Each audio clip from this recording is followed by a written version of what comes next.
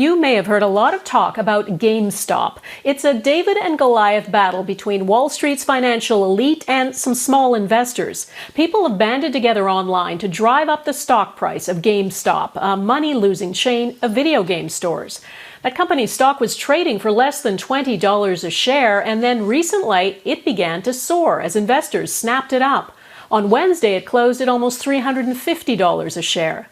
Jackson Proskow explains how and why this all happened.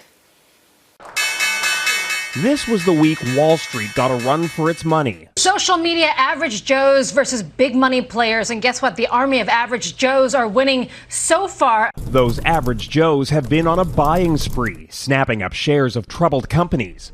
BlackBerry, AMC Theaters, American Airlines, and the big one, GameStop, the struggling video game retailer. I'm a blue-collar investor, right? So I scrap all the time. But now, when you get something like this, it's one of those all-in type things. For days, the little guys have been cashing in, all while hedge funds lose billions. It's just a way of attacking wealthy people, and, I think it's inappropriate. We all got to work together and pull together. You see, unlike average investors, big hedge funds can actually profit from a struggling business.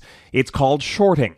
If a stock price drops, they make money. But if the price rises, they stand to lose.